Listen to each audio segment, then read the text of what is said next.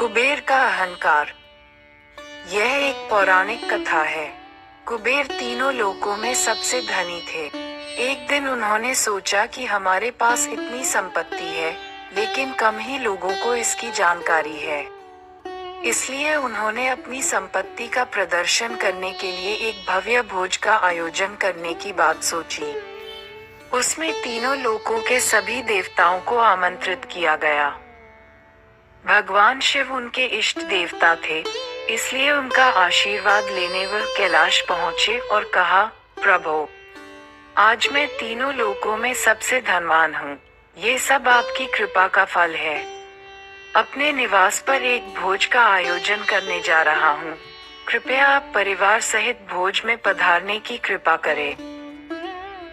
भगवान शिव कुबेर के मन का अहंकार ताड़ गए। बोले, वत्स, मैं बूढ़ा हो चला हूँ, कहीं बाहर नहीं जाता। कुबेर गिड़गिड़ाने लगे, भगवान, आपके बगैर तो मेरा सारा आयोजन बेकार चला जाएगा।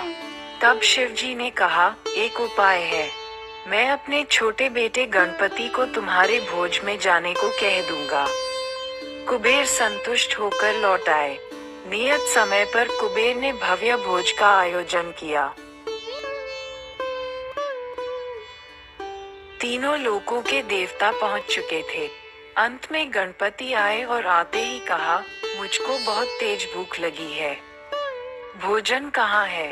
कुबेर उन्हें ले गए भोजन से सजे कमरे में। सोने की थाली में भोजन परोसा गया। क्षण भर में ही परोसा गया सारा भोजन खत्म हो गया। दोबारा खाना परोसा गया, उसे भी खा गए। बार बार खाना परोसा जाता और क्षण भर में गणेश जी उसे चट कर जाते। थोड़ी ही देर में हजारों लोगों के लिए बना भोजन खत्म हो गया, लेकिन गणपति का पेट नहीं भरा। वे रसोई घर में पहुंचे और वहां रखा सारा कच्चा सामान भी खा गए, तब भी भूख नहीं मिटी।